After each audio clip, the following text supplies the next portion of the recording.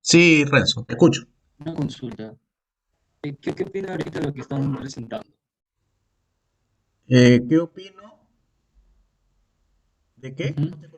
De lo que están presentando ahorita. O sea, de que están falsificando firmas al momento de hacer o sea, de personeros. ¿Firmas de quién? De los personeros de Perú Libre. O sea, que no coinciden con la firma que está en el DNI. Ah, no, no me enteró bien. No sé si te refieres Recién acá. a los miembros de mesa que están en las actas. ¿Te refieres a eso? No. Bueno, creo que sí, exactamente, pero es lo que acabo de escuchar. Recién acaba, está pasando también. Ah, posiblemente, pero no sé si será en cuántas mesas. ¿Será que en Están cuántas mesas? denunciando a 500 mesas, Ah, 500 mesas. con más de Nivel ciento nacional. veinticinco mil votos. Sí, Ahora, eso de ahí que tú dices, ¿te refieres a que pueda cambiar el sentido de la votación? O sea, sí, que quieren anular eso para que no se contabilice. exacto. Y ahí se iría también los votos de Fuerza Popular. Eso es lo que yo creo que es un arma de doble filo al final, Porque hasta lo que yo porque entiendo han básicamente, presentado para anular, no sé, no, creo que, no sé, como más sí, de... aparte de las 1.300, 1.200 actas que faltan, acaban de presentar más de 800, para que anulen más de 800 mesas, pero Nulidad, de ¿no? eso dentro de esas 800 mesas, 500 básicamente son por falsificación de firmas. Ah, ya te entiendo, ahora sí. Ya. Vamos a ver, pues dicen que eso lo están presentando con varios estudios jurídicos que creo que han revisado, me Ujú. parece. Y vamos a ver, pues eso se quiere ganar ahora en mesa, ¿no? Porque esa es la Pero idea, ¿no? eso es peligroso porque de ahí Claro, se van van a a generar levantar todos. insatisfacción, ¿no? Van a generar ahí revueltas, porque dicen, nos han robado en mesa, ¿no? Van a salir con eso. Y eso O es sea, peligroso. nosotros al menos pensamos que esto no le va a dar estabilidad a la democracia, al sistema político. O sea, cualquiera de los dos que hubiera entrado iban a tener ese hándicap. No iban a Sí, terminar su gobierno. Ninguno de los dos. ninguno de Vas los a dos, ver. sinceramente. Y eso es Cualquiera que algo entre que no va a terminar. aquí Uno lo va a ignorancia, lo cuestionar al mismo que otro. PPK. Más o menos. Pues el PPK, bueno, fue un poco más Más menos suave, pero rochoso, ¿no? Menos rochoso, o ajá. sea, hizo ahí juegos ahí, pero esto, pues, y sabiendo cómo se comportan estos comunistas, pues, tampoco dan su brazo a torcer, ¿no? Es la primera vez Sí, que mañana casi un seguro van a gobierno presentar ellos socialista van a también. estar así. Sí, Y, y bueno, y acá estamos hablando, pues, de dos polos opuestos, ¿no? Más todavía, ¿no? Lo que le gustan a ellos, pues, los de la izquierda, ¿no? Las contradicciones, ¿no? Los conflictos, eso es lo que le gusta a ellos, luchar. Todo es lucha para ellos, lucha, uno contra el otro. lucha, pero al momento de trabajar, Y como te digo, eso, cualquiera de los dos, ¿ah? Porque si entraba Pedro Castillo, igualito le van a hacer. No va a terminar, esto no va a parar hasta que no haya un cambio de sistema. eso es cierto, yo también opino lo mismo. O sea, han tocado los dos peores, los dos peores. Sí, y es el sistema que te lo ha presentado. O Sí, sea, eso no sí es era, cierto. y para nuestro concepto, ¿no? Nuestro humilde concepto, no era la elección entre esos dos, la elección era entre dos sistemas. Era votar por ese sistema de esos dos candidatos, o sea, ese sistema que pone a esos dos, que quiere que solamente tú elijas esos dos, contra el sistema diferente que era el capitalismo liberal. O sea, ese era la verdadera elección. Pero bueno, no lo pararon, no visualizaron bien el tema. No, la elección es entre esos. ¿Y cómo se resuelve eso? Simplemente no votando. O votando en blanco, eso era la salida. No, es que eso nunca ha pasado. Querían elegir a los dos del sistema, esos dos que justamente nos va a traer problemas ahora. Un año entero vamos a estar así. Y se van a ir las Sí, eso es cierto. inversiones, nos va a golpear bien duro y todo eso. Sí, lo que Así se viene, que sinceramente, sí lo veo. sí, no se ha resuelto el problema. No se ha resuelto con esta elección. El problema sigue siendo la inestabilidad política. ¿No? Tipo noviembre, ¿no? Noviembre, que todo una semana así de incertidumbre. Sí, Todo este año va a ser así. Vamos a ver, porque la salida no es legal, ¿ah? Querido Renzo. La salida es política. Recuerda bien esta palabra. La salida es política. Cuando las instituciones son débiles, cuando la gente sale a las calles y cree que saliendo a las calles las cosas cambian, eso ya, no es con salidas legales. No, que la constitución, ya la constitución va a ser dejada de lado, como hicieron en noviembre, porque estaba muy bien elegido Merino. Merino tenía todos sus procesos limpios de haber sido elegido. Después lo sacaron. Ahí cometieron el error. O sea, no se hace lo que la muchedumbre sale y grita, no, que no, así no se hace, claro, no se claro, hace eso, eso es pues, pero cierto. ya rompieron, con PPK le En hicieron lo ningún mismo. país, en verdad que en ningún país pasa eso. Claro, ¿cómo cuatro presidentes en 4 años? Eso no se veía desde la guerra con Chile, desde los caudillos de 1879 hasta el año 1900, hubo 77 presidentes. Eso jamás se As- hace. En 77 años, 74 presidentes. Entonces, Casi un año por presidente. un año por presidente. Igualito, 4 presidentes en 4 años prácticamente. O bueno, ya 5 se va este año. Wow. Pero en fin. Bueno, ya tendremos ocasión para hablar porque acá estás tú para escuchar clase de economía. Vamos a entrar ya en materia para continuar con el aprendizaje. Bien, mira, Renzo, el tema es el siguiente. A continuación, vamos a ver algunas cifras que nos va a dar idea de cómo es un sistema capitalista de lo que es un sistema socialista. Ya vamos a ver un poco de cifras, después de haber visto todo lo anterior, ¿te acuerdas? ¿Qué cosa es capitalismo de libre mercado? ¿Qué es capitalismo de Estado? ¿Qué es capitalismo mercantilista? Y después vimos las tres economías, ¿no? La economía socialista, la economía de mercado, la economía social de mercado. Hicimos las comparaciones constitucionales para que te des cuenta cómo son los articulados y por qué es la importancia de tener reglas de juego claras y justas, etcétera, etcétera, ¿no? Entonces ahora vamos a ver un poco de evidencia, ¿no? De que no estamos hablando en el aire, sino con hechos, ¿no? Y vamos a ver a continuación. Mira, estos son los resultados comparativos de dos constituciones, ya la socialista que teníamos en el 79 comparada con la 93. Y vas a comparar lo que está en las dos columnas del año 79 y 10 años después del 89 a nivel de PBI, crecimiento económico, inflación, reservas internacionales, tasa de desempleo, número de huelgas, pobreza del país, hogares con agua potable, ingreso promedio mensual. Y vas a ver que en lugar de mejorar, empeoramos con la Constitución del 79. En términos de PBI, apenas subió 1.000 millones. En crecimiento promedio, en lugar de crecer más de 3,1, decrecimos a 0,7. La inflación, en lugar de bajar, lo subimos a 33.000. O sea, licuamos todo el poder adquisitivo de la población.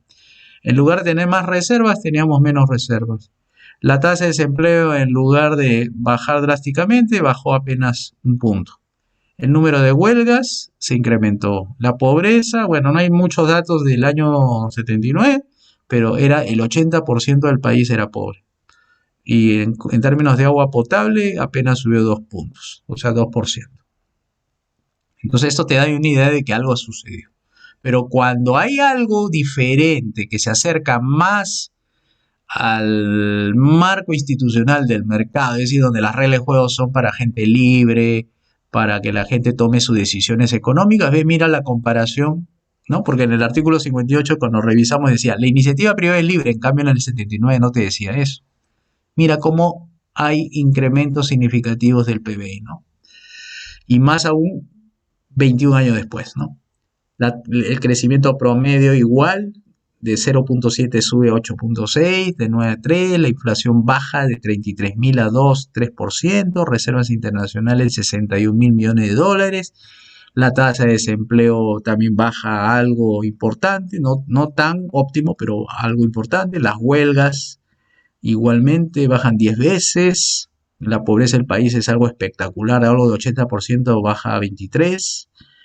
Gente con agua potable aumenta, a pesar de que Sedapal, que es una empresa del Estado, ¿no? Bajo un régimen más manejable, donde menos se mete en la economía, puede al menos hacer algo en materia de servicios públicos. Y el ingreso promedio mensual en Lima sube de 61 soles a 1.200. Recuerda que todo esto está estandarizado, o sea, este dinero del año 79 es igual al dinero del año 89, 2003, o sea, no es los soles de esa época, no, está estandarizado al año 2007.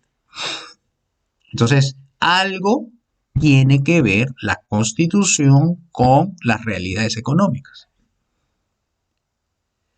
Y esto es por estos articulados, ¿no? Mira, compara tú el artículo 110 contra el 58. Cuando tú a la gente le dices, tú eres libre, entonces tú le estás garantizando que la gente tenga espacios de mercado para invertir. Pero cuando tienes un artículo 110 donde te pone que la justicia social, que te pone el artículo 112, el Estado formula, o sea, prácticamente no te está dando ningún espacio para que tú inviertas. Fíjate esto de las leyes, porque es algo que nosotros siempre acentuamos no es que la economía y el derecho están despegados, no, son dos caras, una misma moneda. En Estados Unidos, la Constitución, desde 7 artículos, nada más, miren la Constitución peruana, de 205. La Constitución norteamericana es una sola y es una de las más antiguas del mundo. La de nosotros es por la número 12 del año 93. Régimen económico, Estados Unidos no tiene. Creen que teniendo régimen económico se va a estar mejor. En el Perú sí hay leyes en Estados Unidos, 12.000 leyes contra 31.000. Tú dirás, bueno, claro, es 11.000, será porque hay menos población. No, los norteamericanos son 10 veces más que nosotros. ¿Y cómo que con menos leyes se gobierna mejor? Ah, pues es que las leyes, no necesariamente mayor cantidad de leyes, mayor orden. Al contrario, puede generar más desorden. Entonces, cuando tú ves los resultados económicos a través de la distribución de la riqueza por persona, pues comparas, pues mira, ahí está la riqueza, 7.000 contra 65.000.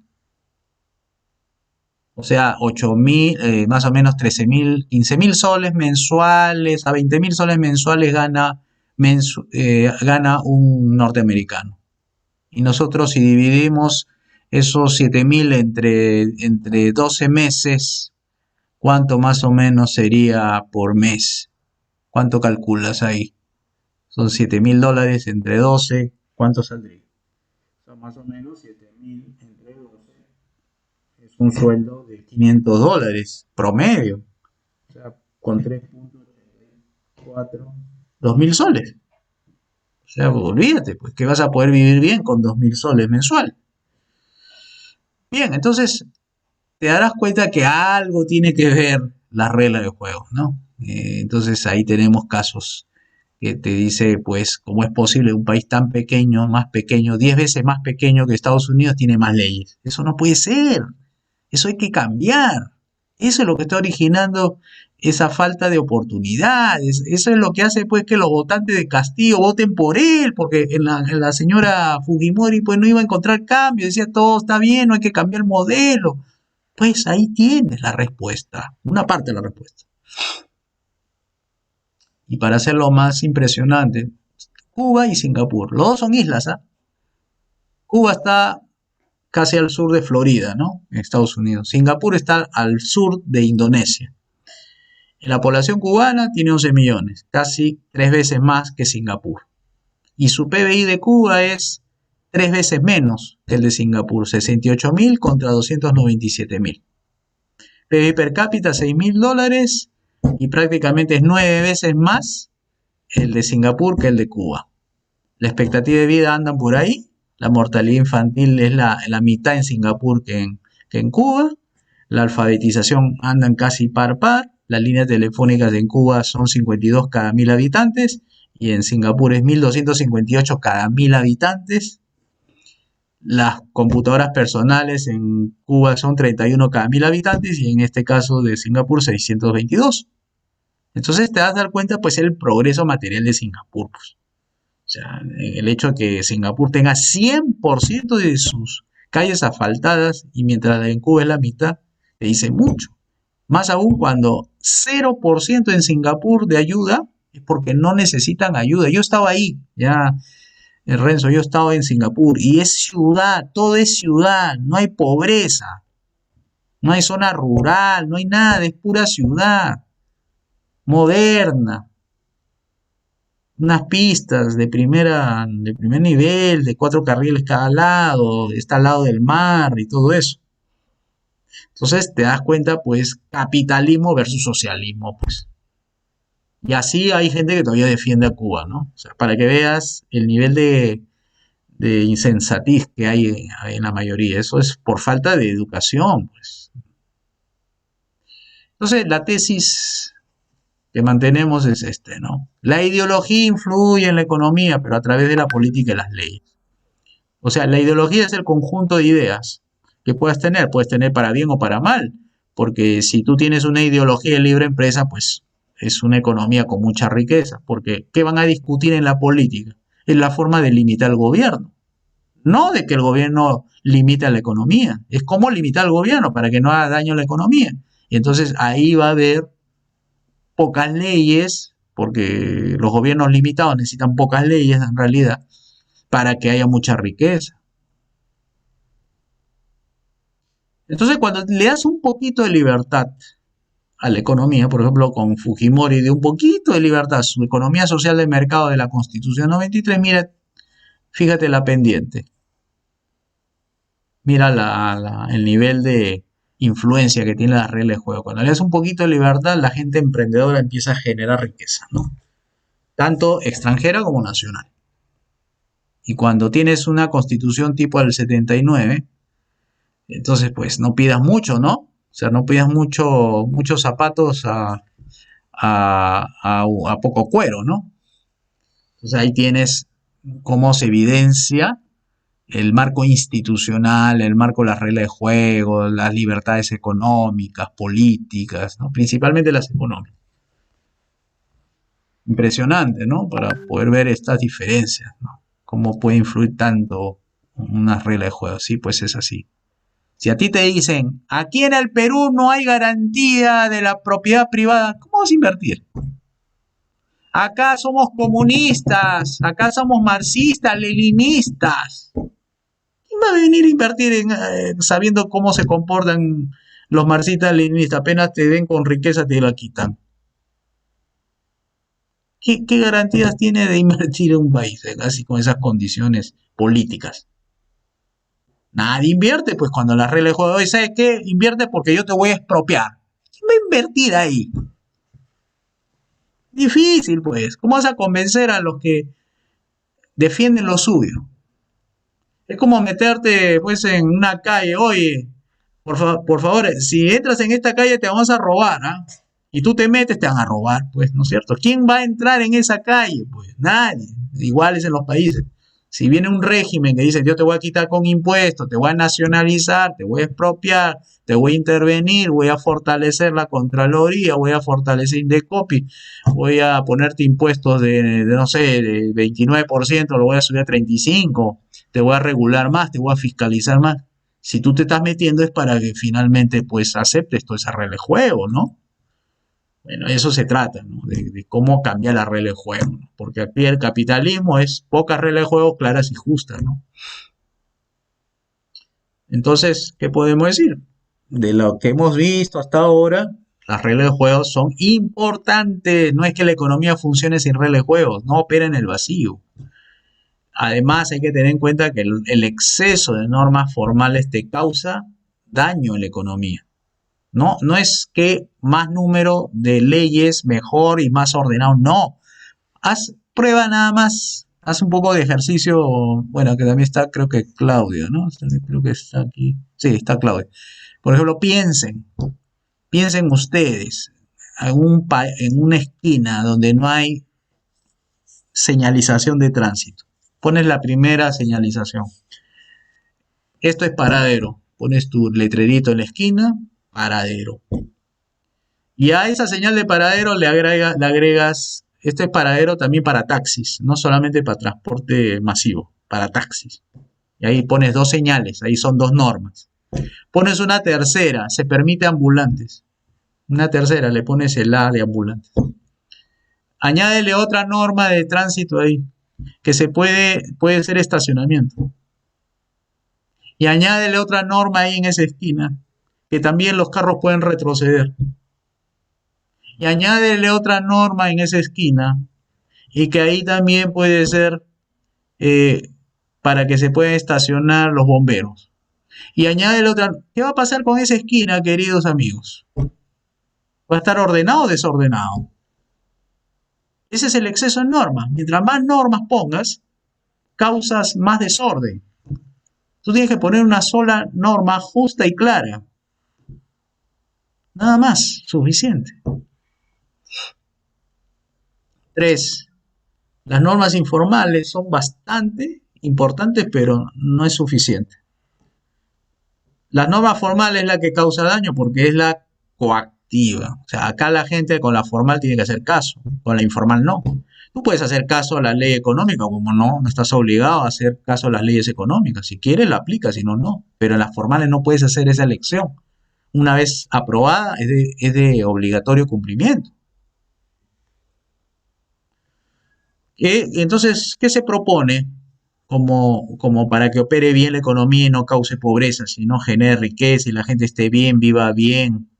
Bueno, se quiere un buen marco. ¿Y qué cosa es un buen marco? Un buen marco es reglas claras y justas para que la economía sea eficaz y eficiente. Eficaz en términos de tiempo, lo haga en menor tiempo, y eficiente con el menor uso de recursos. O sea, ¿se dan cuenta la diferencia entre normativizar por normativizar y la de poner pocas, claras y justas? No es lo mismo. Y hemos visto la comparación, Estados Unidos, Perú.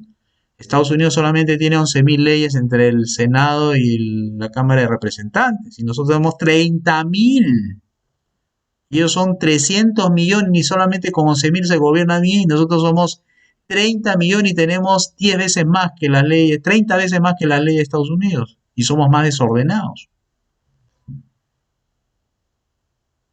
Bien, ahora vamos a entrar a un tema que tiene relación a, ok, si ya sabemos cuáles son las normas, de qué manera se comportan y por qué es necesario que las normas garanticen la vida, la libertad y la propiedad. Bueno, ¿quién la va a hacer cumplir?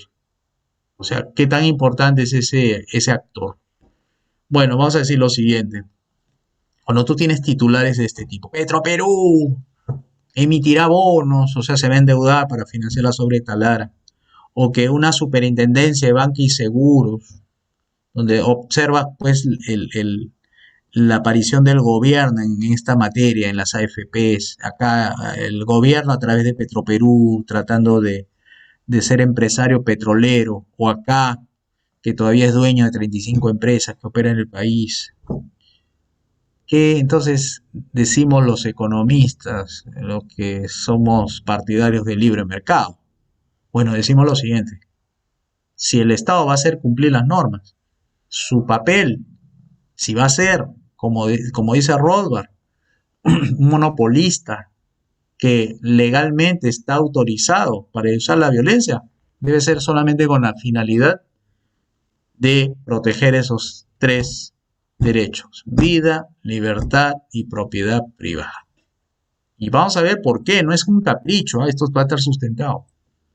El rol del Estado solamente es ese.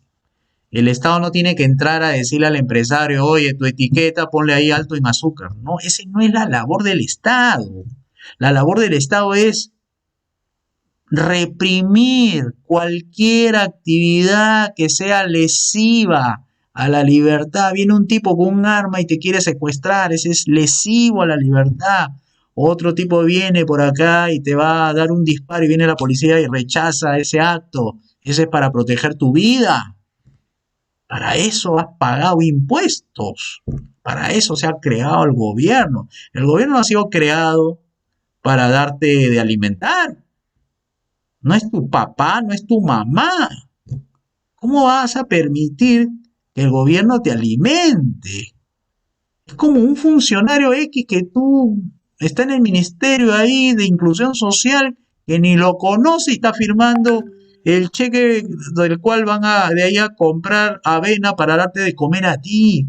¡Qué vergüenza que tú estés aceptando que un tercero que ni lo conoces esté autorizando el cheque para que compren avena y de qué sé yo, avena con cereales andinos, y eso es lo que te van a dar aunque no te guste? O sea, aquí el rol del padre que te dio la vida, a la madre que dio la concepción de la vida, ¿dónde están ellos? ¿Por qué tiene que abdicarse de su responsabilidad? ¿Cómo es eso que un funcionario, un extraño, esté dando de comer a tu hijo? El gobierno ha sido creado para eso. ¿Por qué? Ya vamos a ver por qué. Fíjense, estas son las características, ¿ya? Para que vayan identificando la naturaleza de las cosas. El perro es perro, el gato es gato. Tú no le puedes pedir a un gato que sea perro. Esa es la naturaleza. La naturaleza es que tú no le puedes pedir a un gato que sea perro como a un perro que sea gato. No le puedes pedir a la piedra que sea animal y al animal que sea piedra. Tú no le puedes pedir al lapicero que sea un alimento. No puedes pedir el agua que te envenene. Las cosas tienen su lugar. ¿Entienden? El brazo derecho tiene su función, el brazo izquierdo también. El riñón no puede ser estómago, como el estómago no puede ser riñón. El corazón no puede ser estómago. ¿Entienden? O sea, el Estado cuando fue creado era para reprimir esas conductas antisociales, no para que se pusiera a dar educación, salud, deporte. Eso es el desajuste, eso es irracional, eso no es conveniente. O sea, no es conveniente. Ahora vamos a explicar por qué. ¿Ya? Primer punto. El Estado. ¿Qué es el Estado? ¿Qué características? Se caracteriza por lo siguiente. Usa la fuerza. Todos sus actos. Usa la fuerza. Nada de lo que hace el Estado es voluntario. El Estado nunca actúa persuasivamente con sus ciudadanos. Las leyes que promulga, las autoridades que ejercen su mandato, no son persuasivos. Simplemente se ordena, ¿no? Firma el decreto supremo, se ordena, se publica, mando que se cumpla. Eso dice ahí en la norma. No es, hagan lo que ustedes quieran. Esa es una característica, como el perro que ladra, es su característica ladrar. El Estado, su característica es utilizar la fuerza. Y eso está bien, pero está bien para algunas cosas que son necesarias para proteger la vida, la libertad y la propiedad. Hay que usar la fuerza, porque hay gente mala, pues. Si la gente fuera buena, si la gente fuera respetuosa, si las personas fueran ángeles, no habría necesidad de gobierno, pues. Porque la gente no te robaría, la gente algunos no te asaltaría, no habrían envidiosos que se queden con tu riqueza. Si eso fuera así, no habría necesidad de pagar a alguien para que te proteja. Justamente porque hay gente, y son poquitos, no digo que una mayoría, pero ese poquito es suficientemente peligrosa como para poner a una sociedad en estado de alerta. Entonces crea una entidad llamada Estado para que utilice la fuerza por esos motivos de proteger la vida, la libertad y la propiedad. Por tanto, su manera de obrar, su característica de obrar es la fuerza. Fuerza de la ley, la fuerza del orden, la fuerza del ejército. Es así. No le puedes pedir que lo haga de otra manera, si no, no funcionaría, no sería Estado. Sería más bien mercado. Mercado, ¿cómo funciona? Mercado es persuasión. Todo lo que hacemos en el mercado es por pura persuasión. Le pedimos al que nos vende, bájanos por favor el precio, está muy caro. Persuadimos y damos argumentos para que nos haga la rebaja. El vendedor también utiliza su persuasión para vender un producto caro. No, hermano, esto no lo vas a encontrar en otro lado. Esto aquí nomás, nosotros somos exclusivos. Este producto tiene estos beneficios. Mira, esto te puede convenir porque esto te puede, no sé, tantos argumentos tienen los vendedores, para eso lo entrenan. Y es que ellos quieren tu plata y tú quieres el producto, entonces no se van a ranchar, no van a utilizar la fuerza. En el mercado la gente compra y vende por uso voluntario, por costumbre voluntaria. Es diferente. Acá no necesita el peruano, no necesitas el Congreso para comprar algo. Tú necesitas nada más la voluntad del vendedor para venderte el producto y tú tener la voluntad de comprar con tu dinero que tienes ahí. Son dos cosas distintas. Segunda característica, todo lo que el gobierno hace o prácticamente la mayoría de las cosas, es bien raro encontrar innovación ahí, pero todo es uniforme. Y eso está bien, no es que esté mal, porque el Estado tiene que ser uniforme en la aplicación de la ley. No puede hacer distinciones, no puede a uno tratarlo de una manera porque la ley le favorece, al otro distinto y los dos son iguales ante la ley. Eso está bien. Las personas tratadas iguales ante la ley es justo. No se te trata porque tú tienes un cabello más largo, el otro más corto, o porque mide 1,70 m, al otro le trata diferente porque mide 1,20 m. No, el Estado jamás ha sido creado para hacer distinciones ante la ley. Y eso está bien para la justicia, está bien para la seguridad. Todos los peruanos somos iguales ante la ley y todos deben ser protegidos por el Estado en cuanto a su vida, libertad de propiedad. Por tanto, la policía cuando tiene que defender, defiende a todos los peruanos, no a algunos. En cambio, en el mercado, eso no es así. ¿Cómo vas a trabajar en el mercado asumiendo de que todos tus clientes son iguales? Como que todos comen lo mismo, se visten lo mismo, le gustan lo mismo, sueñan lo mismo, tienen la misma edad, ¿me entiendes? O sea, no existe esos clientes que todos entre ellos son igualitos. Cada cliente es especial. De eso se trata. Y por eso que hay algunos que les gusta la leche con lactosa, otros sin lactosa, otros les gusta la leche con chocolate, otros la leche pura, otros lo quieren con fresa, otros lo quieren en polvo, otros lo quieren en six pack. Variedad. El Estado no, pues, ¿cómo le vas a decir? A mí no me gusta tu uniforme como policía, póngase otra ropa. No puedes hacer eso, pues es el Estado. El Estado es un vigilante de tus derechos, de que se cumpla con darte las garantías de tu vida, de tu libertad. A él no le puedes pedir eso, por eso que usan uniforme, porque dice el policía se viste de verde, pues el ejército se viste de esto, la marina tiene un uniforme distinto y todos los miembros de la marina se visten igual. ¿Me entiendes? O sea, tú no puedes pedir que el servicio público del Estado sea según como tú lo compras. O sea, si tú pagas más, te dan un servicio distinto. Eso no puedes hacer. Eso jamás sería justo para una entidad política. Tú no compras al Estado los servicios que compras en el mercado. Tercera característica, monopolio.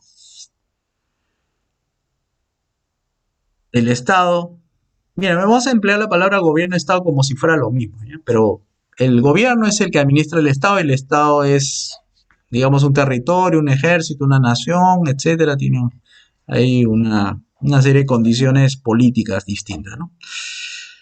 El monopolio es darle las atribuciones legales para que ejerza su función, como por ejemplo la justicia, la seguridad.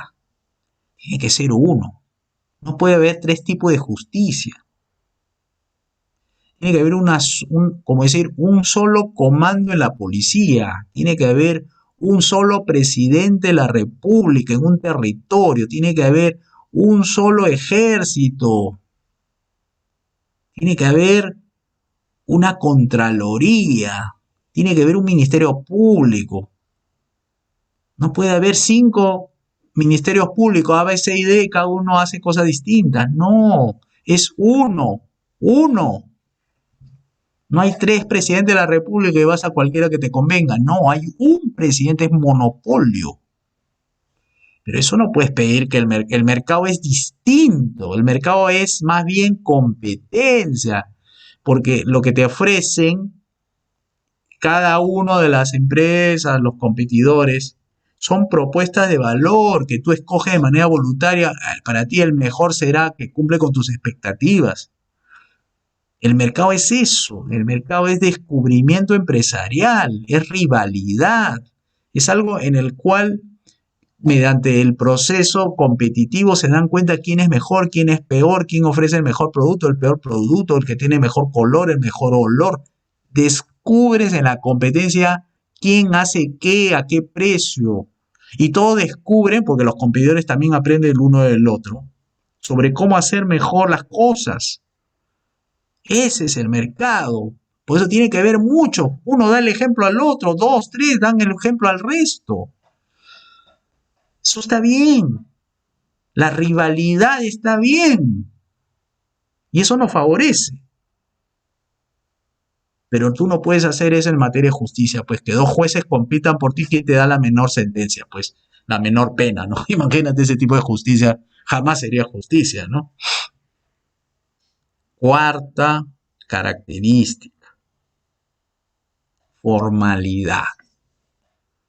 Cuando se pide formalidad del Estado es porque simplemente por un tema de transparencia, por un tema de claridad, por un tema de justicia, por un tema de procedimientos, como es uso de la fuerza, no puede aplicar la fuerza de manera indiscriminada, tiene que ser procedimental, o sea, tiene niveles de uso de la fuerza, ¿no? O sea, no puedes usar la fuerza, digamos, del ejército contra una persona, eso no puede ser. Tiene que tener formalidad. El ejército será para tareas de defensa de las fronteras, de la integridad territorial, para que fuerzas extranjeras no esclavicen a los ciudadanos de un país. Para eso hay un ejército, la marina, aviación. La formalidad del procedimiento que realizan servicios tan importantes como la justicia. Pues la justicia tiene su procedimiento, pues no puede a cualquiera juzgársele sin acusársele. O sea, para todo juicio tiene que haber acusación. No se le puede sentenciar sin acusación. O no se le puede enviar a la cárcel a alguien sin acusación, sin sentencia firme. Pero acá es al revés.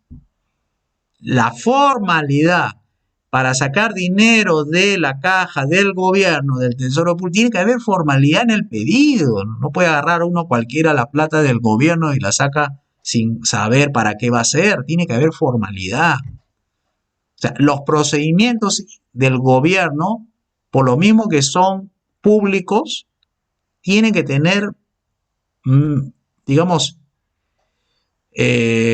pasos claros, reglamentados, como para que todos estén enterados de que el funcionario hace bien las cosas, de que la está haciendo de acuerdo a la justicia, al criterio de eficiencia, economía, etc.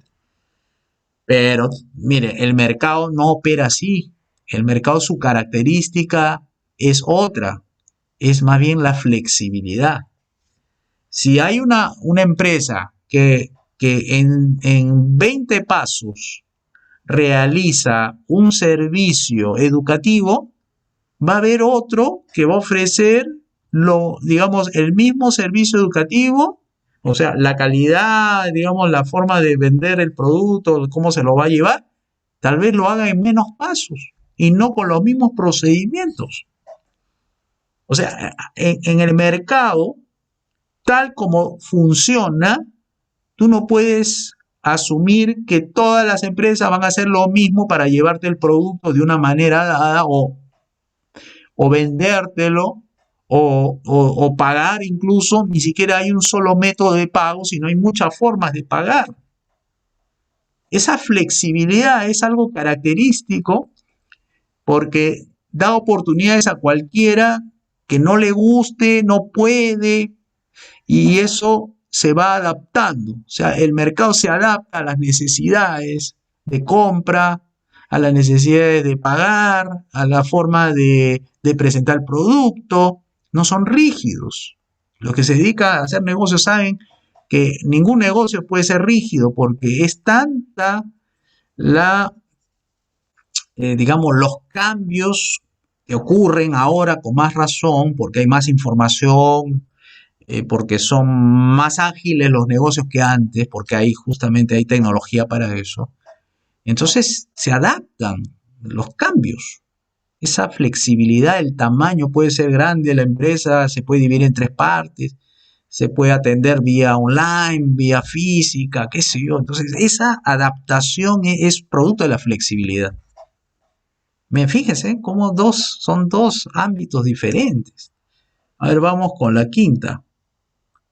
En el Estado, muchos nos quejamos, hay mucha burocracia, hay mucha gente, y que los ministerios están llenos de gente, debería estar produciendo, ¿no? Se queja mucho, uno escucha eso, pero en realidad no deberíamos pedir cosas diferentes, porque es algo natural. ¿Por qué? Es algo natural que el Estado crezca en empleados, sobre todo en estas que menciono: justicia, seguridad y obras públicas. Esas 3 sí está justificado. Por ejemplo, juez. Un juez no puede ser administrativo.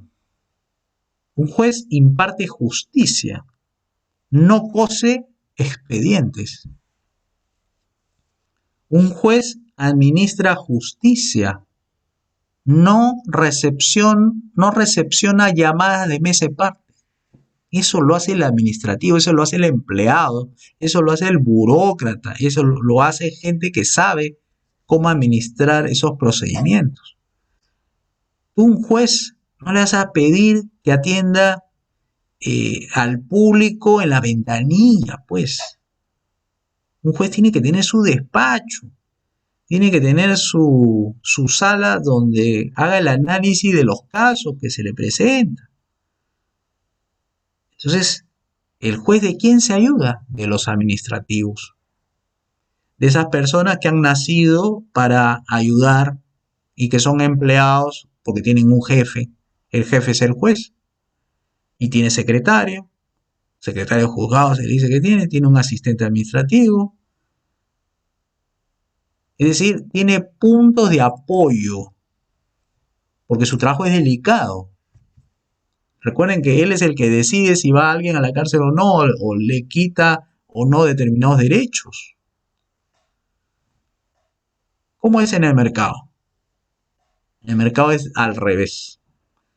Lo que tratan los empresarios es deshacerse de un personal que no contribuyen a creación de valor.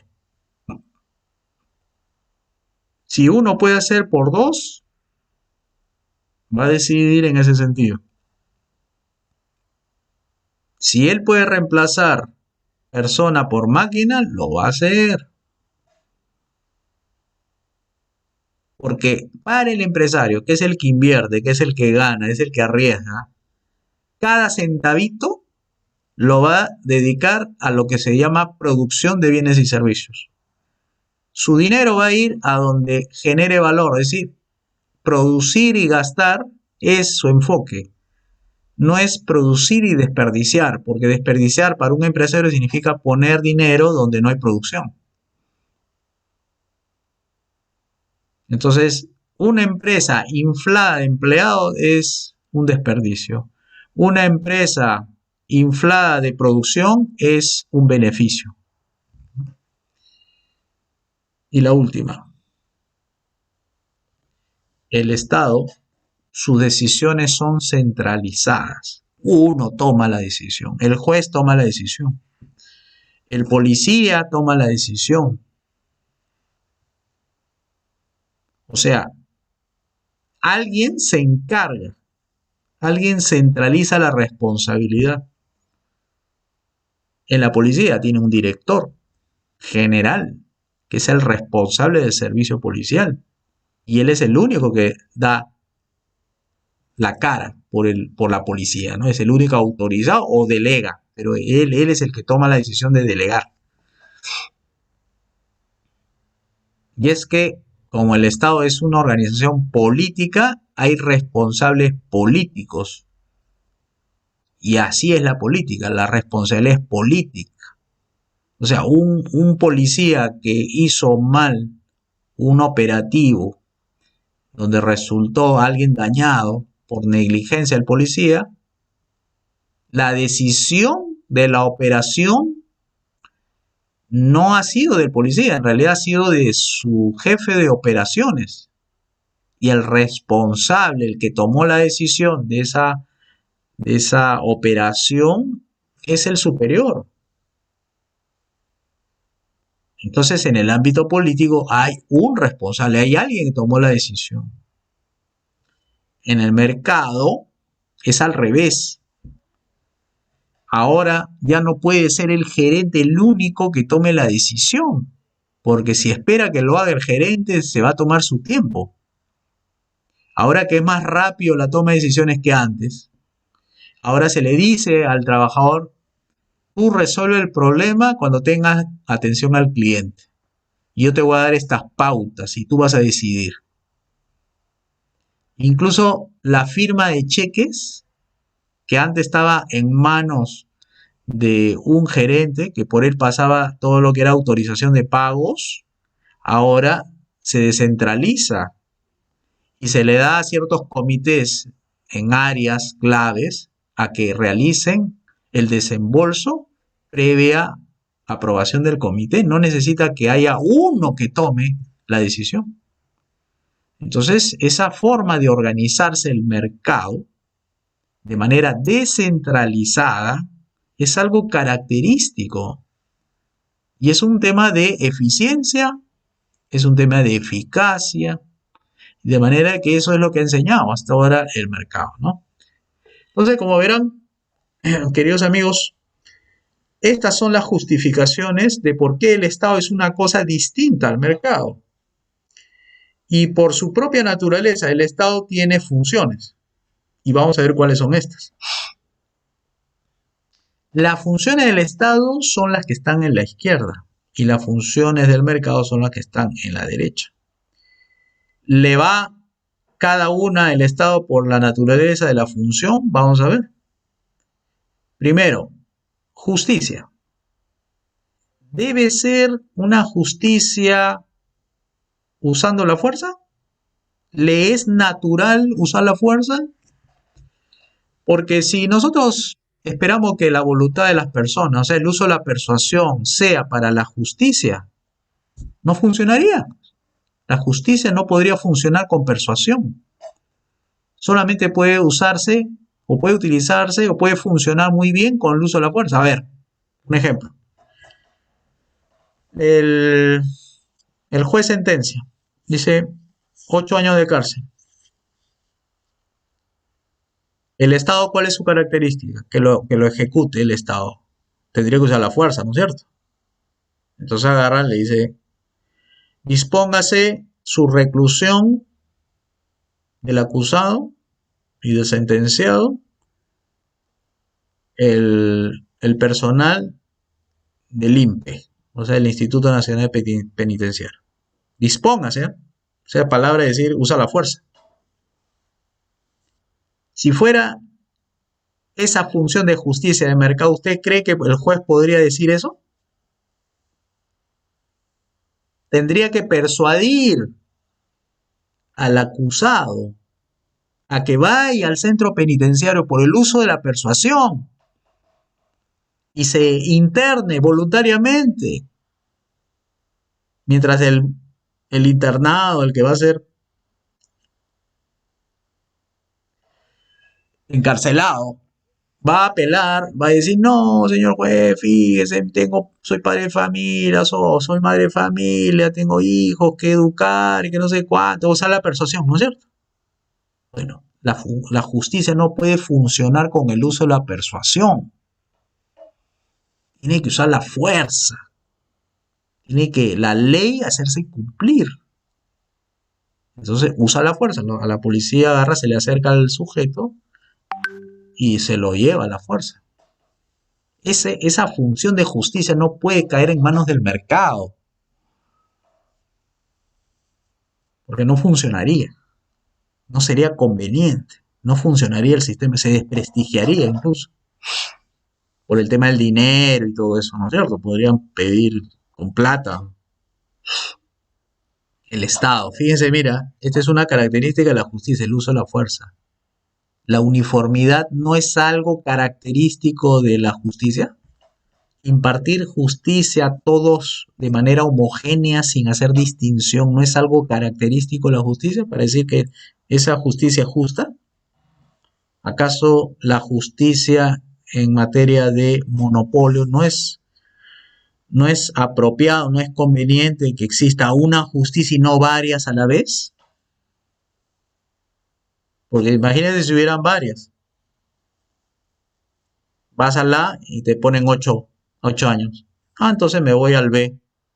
De repente me ponen menos. O de repente me voy a la justicia C y me ponen menos de la mitad. ¿A dónde pagarías tú? Pagarías el que te dé, ¿no es cierto? El que te dé la menor sentencia. Y si te puede sacar libre, te saca libre. Bueno, no por el hecho de que haya competencia en materia de justicia, no sería justicia, pues, porque pagarías para que no te sentencien. Entonces tienes un deudo, tienes una víctima que ve cómo la justicia se compra. Entonces, tiene que ser monopolio. Tiene que haber uno, y ese uno toma la decisión. No compite con nadie, toma de acuerdo a ley. Por tanto, es conveniente que sea monopolio, para que no sienta la presión de que existen competidores y que puedan hacer en otro sentido sus resoluciones, ¿no?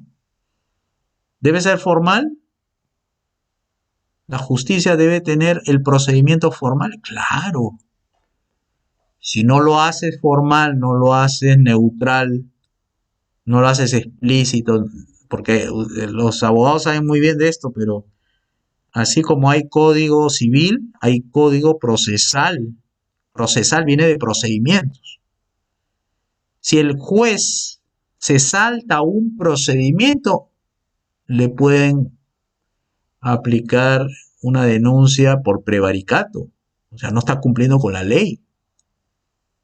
O sea, el proceso es tan importante como la investigación, como la acusación, porque en el proceso viene de procedimiento, tiene que decir, bueno, para que una persona esté en el nivel de juzgado, tiene que haber una acusación. Y para que haya una acusación, tiene que haber uno que acuse, un acusador. Y para que haya un acusador, tiene que haber hecho investigación. O sea, tiene que haber alguien tener las calidades de investigador para decir, de acuerdo a mi investigación, esta persona tiene grado de culpabilidad, por eso lo acuso a él. Bueno, el fiscal, el que acusa, también tiene su código de procedimientos. O sea, es bien formal, ¿no? No es una cosa así, como se dice al chiste, ¿no? Burocracia, vas a encontrar de eso un montón.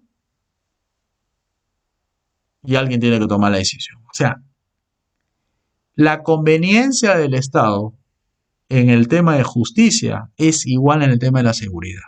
Por todas las razones anteriores, porque usa la fuerza, usa uniforme, es monopólico. Esa característica del Estado calza bien para estos tres. Ahora, vayamos a ver si es conveniente que se vaya a un ámbito fuera de esos tres. Intentemos con educación. Si el gobierno o el Estado, que para mí es igual, va a entrar al campo educativo, va a entrar con sus características, con estas de aquí. No cambia. El Estado no cambia, recuerden, el perro no deja de ser perro si se va a 3 cuadras más allá. Por tanto, el Estado no deja de ser o no deja de comportarse usando la fuerza, siendo uniforme, siendo monopólico, siendo formal, siendo burocrático, siendo centralizador, cuando se va a la educación. No deja de ser, es el mismo. ¿Y qué cosa tú puedes apreciar en la educación? Cuando uno va a la educación, uno aprecia que las actividades educativas no requieren el uso de la fuerza. Más bien utiliza el método persuasivo. Porque uno cuando enseña, cuando uno está en el campo educativo, no se utiliza la regla, no se utiliza la amenaza, no se utiliza el castigo, no se utiliza la cárcel, no se utiliza la coacción, no se utiliza la fuerza, la bofetada, la patada, las esposas, a la policía. No, para aprender no se necesita el uso de la fuerza. Lo que se necesita es ciencia, lo que necesita es la verdad, lo que necesita es pedagogía, lo que se necesita es otras características.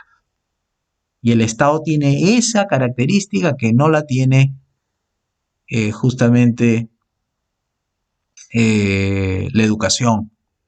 El Estado usa la fuerza y en la educación no se enseña en base a la fuerza. La otra característica del Estado, uniforme. Es algo usual en el Estado que sea uniforme, es algo natural. Pero en la educación, tú no puedes enseñar, educar de manera uniforme a todos. O sea, su servicio que otorga el Estado es uniforme. Ese servicio para enseñar, él utiliza de manera uniforme, no lo puede llevar de manera conveniente la educación porque ocasiona que si lo enseña de manera uniforme, se pasa por alto las individualidades que existen en el campo educativo. Hay edades, hay costumbres, ¿no es cierto? Hay religiones, hay morales en los que van a recibir la educación. Vienen digamos, son procedentes y originarios de diferentes partes. Entonces tú no puedes llevar la uniformidad a la educación porque si utilizas la uniformidad en la educación, entonces mata los talentos.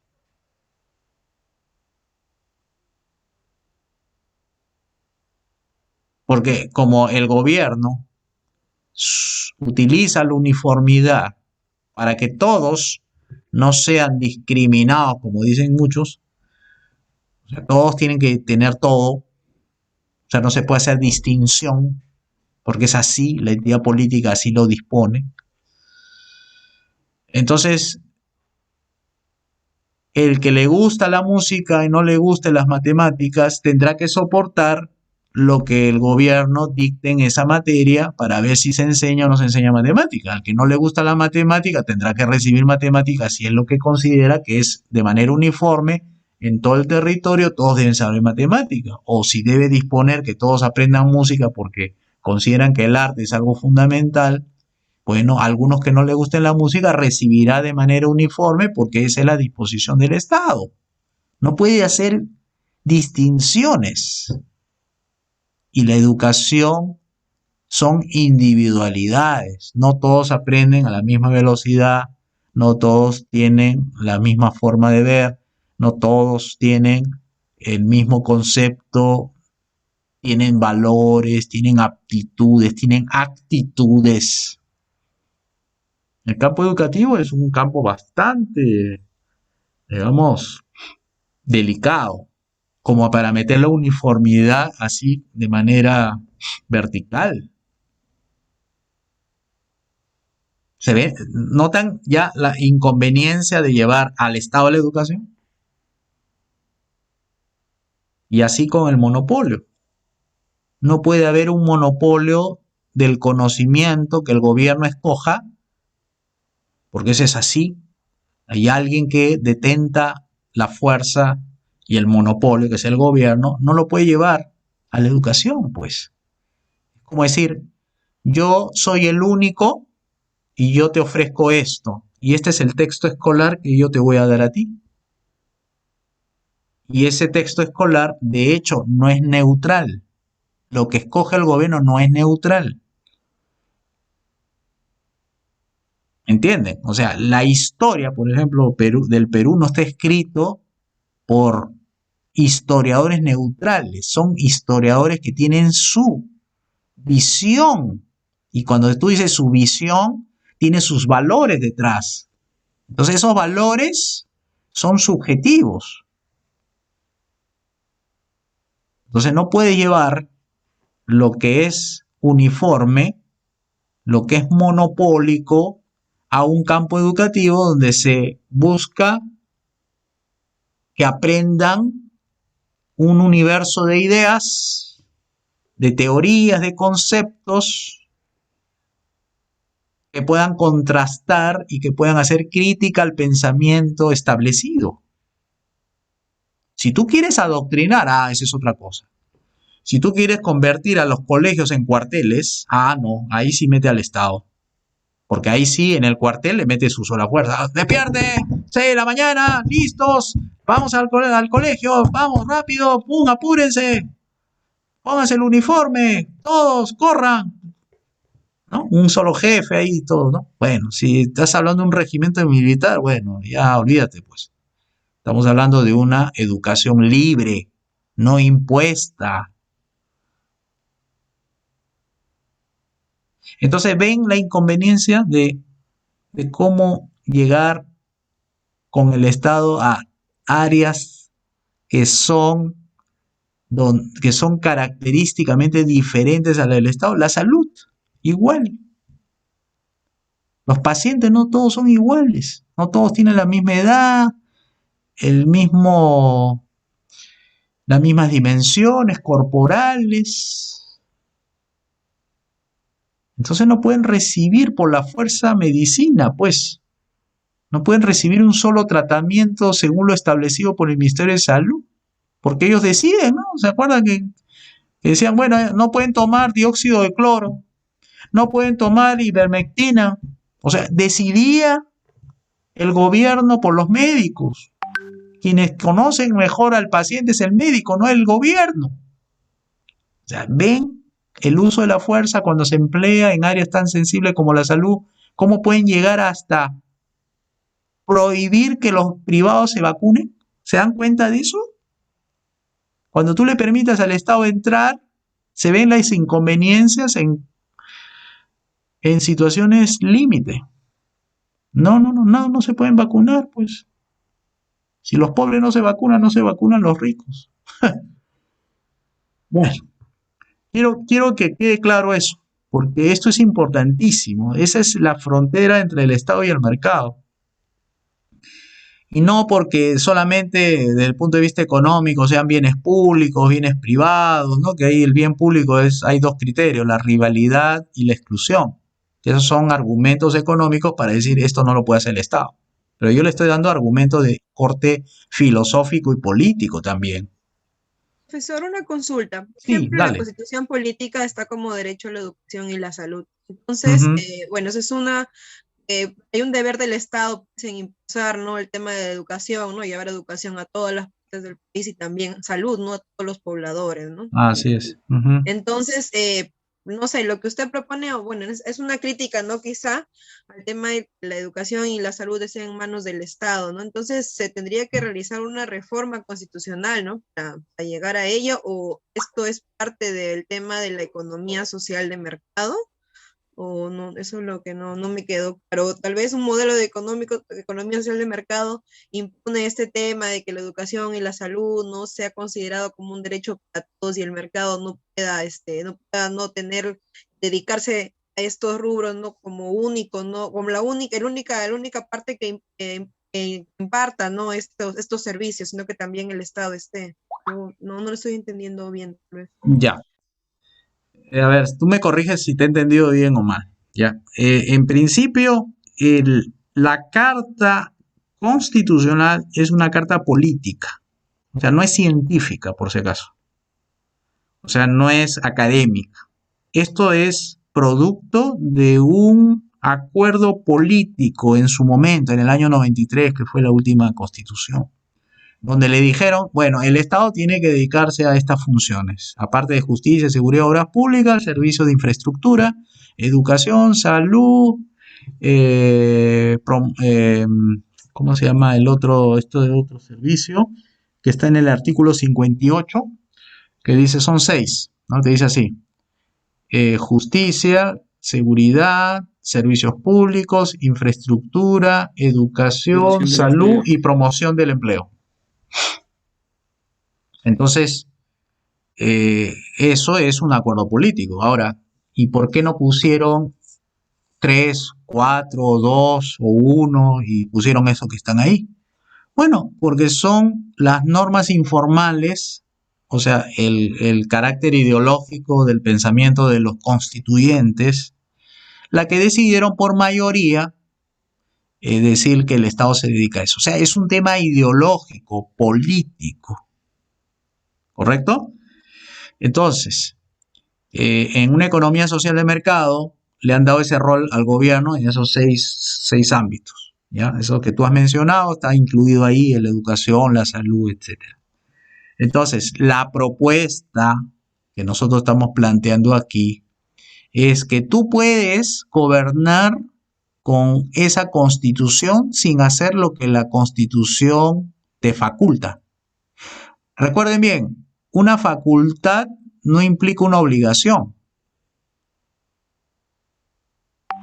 Es una capacidad de hacer, es una libertad de hacer, pero por ser libre puedes también abstenerte a usarlo.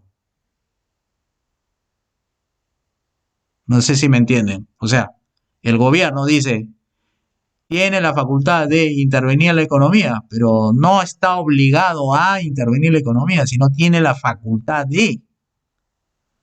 Entonces, si la propuesta es no quieres cambiar la constitución, pero tampoco quieres intervenir en el mercado, simplemente puedes abstenerte a usarlo por razones considerativas que explican acá.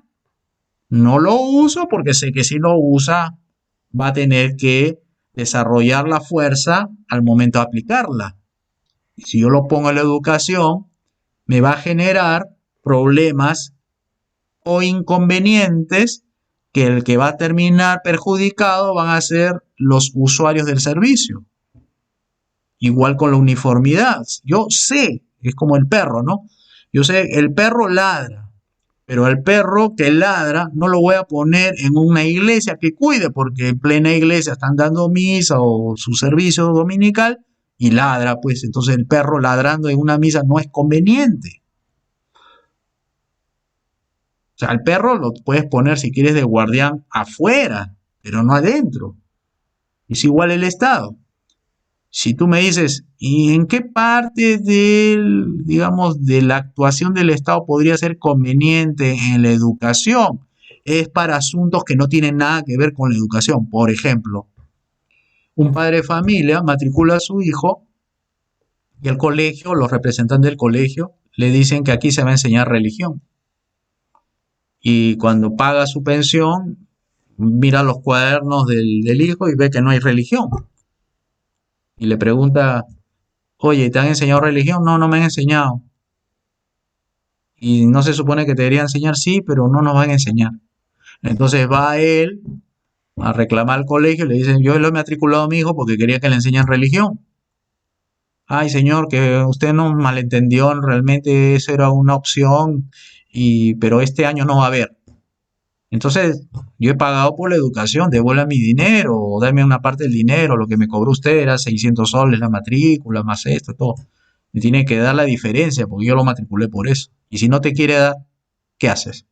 Ah, entonces ahí viene el Estado, impone la justicia. Agarra el padre de familia, va al Poder Judicial y le dice, pero claro, un Poder Judicial reformado, no el que tenemos ahora, porque ya saben que acaba esto, no nunca resuelve nada. Pero la justicia, que en este caso podría ser un juzgado de paz, tendría que ir, como no es un delito, no tiene nada que ver con, digamos así, con robo intencionado, sino que un desacuerdo tal vez haya habido. Vas donde el juez de paz y le dices, señor, acá hay un colegio que me ha cobrado 600 soles cuando acá quedamos en que tenía que enseñar la religión, no le han enseñado a mi hijo. Entonces mandan a traer al representante del colegio, lo sientan y le dicen, señor, fíjese que acá hay una acusación contra usted sobre que usted no le ha dado lo que él pidió. Y ahí ya en el interín de la justicia, en los procedimientos, todo lo que el Estado hace, que es esto, en el uso de la fuerza, le requerirá por uso de la fuerza, le dirá, señor, tráigame todos los papeles que acrediten que usted ofreció esto. Todo esto lo aplica al momento de poner justicia dentro de un desacuerdo de derechos.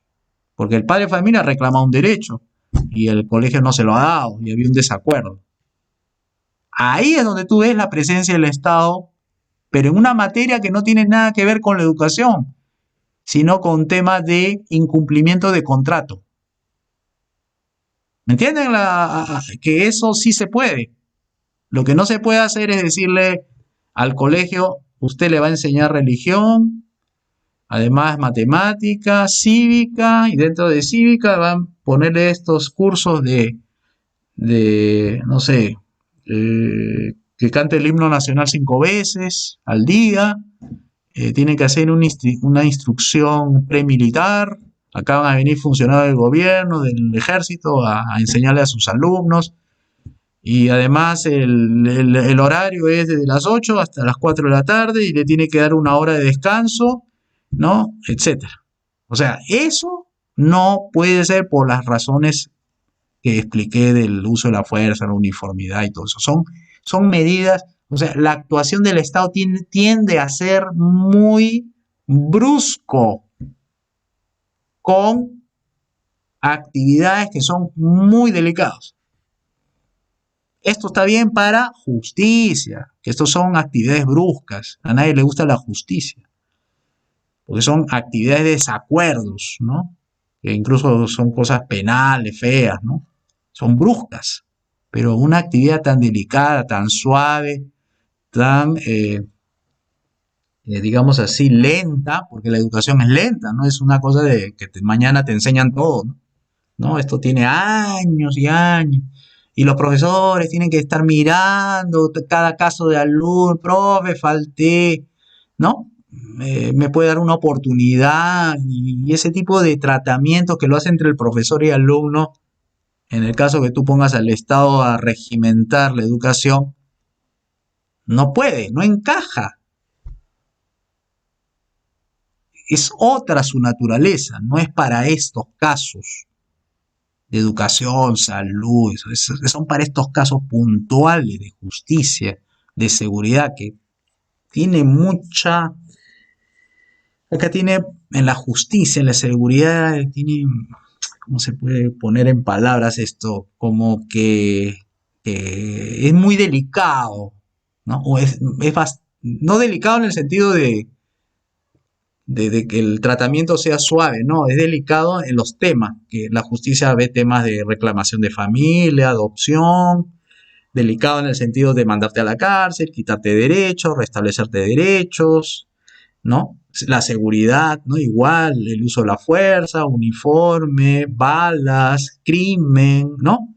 ¿Me entiendes? O sea, es delicado en los temas porque te puede cambiar la vida, la justicia y la seguridad, ¿no? En la salud son los procedimientos internos de estas actividades que son más de mercado, porque son de persuasión, de insistencia, de beneficios, ¿no? Que tienen relación más con un trato directo al cliente, donde tienes que hacer individualización de todo, son dos cosas apartes, son tal vez, no sé cómo llamar, es como blanco o negro, no puede el Estado, o sea, tú no lo puedes a una fiera como un león convertirlo en un gatito minino. El león es el león. Por más que lo domestiques en tu casa, lo hayas tenido desde chiquito, desde que era una cría, el león una vez que se vuelve grande, fuerte, todo, ya no va a ser delicado, va a ser tosco. Esos cariños de la cría ahí, eso no era nada, pero ya cuando crece el animal ya puede volverse salvaje, por más domesticado, pero es que tiene una naturaleza salvaje interna. Bueno, el Estado es algo así ya, para ponérselo en forma metafórica, ¿no? O sea, el Estado es salvaje para cosas tan delicadas como la educación, la salud, turismo, deporte. Es muy tosco, es demasiado tosco, es tosco, tosco, tosco. Profesor, disculpe, y entonces Sí. bajo esta lógica, por ejemplo, que la educación la lleve, ¿no? El mercado, ¿no? O esté bajo el mercado, no deberían existir, por ejemplo, instituciones como la SUNED, ¿no? Que vigilan lo que es la calidad educativa. Ajá, exacto, exacto. Porque la SUNED es el brazo derecho del Estado. O sea, es como, no sé, como un perro, ahí está.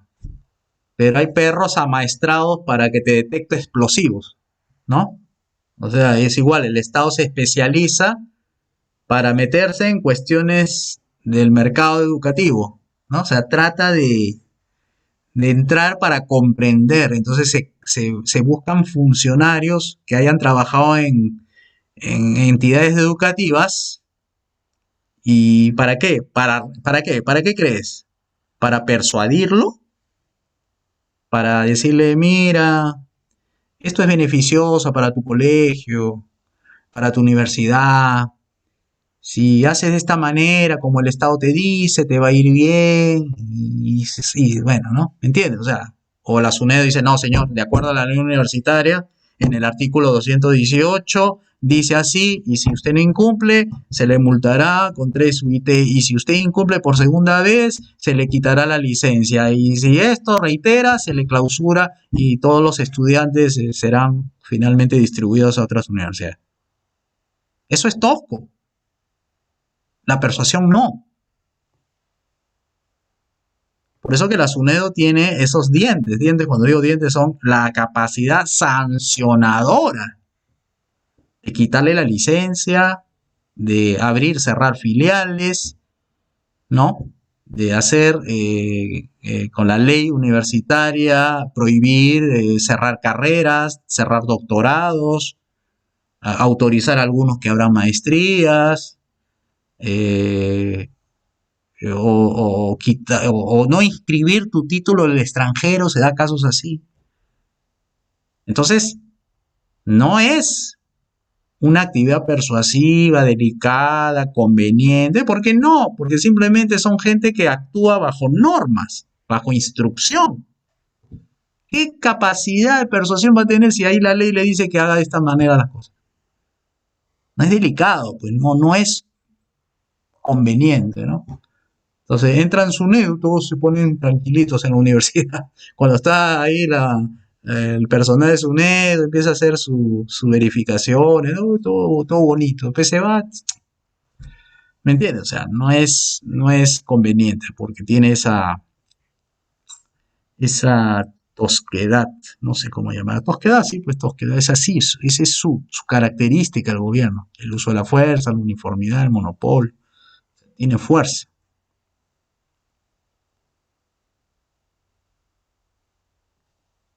¿Hay otras preguntas? A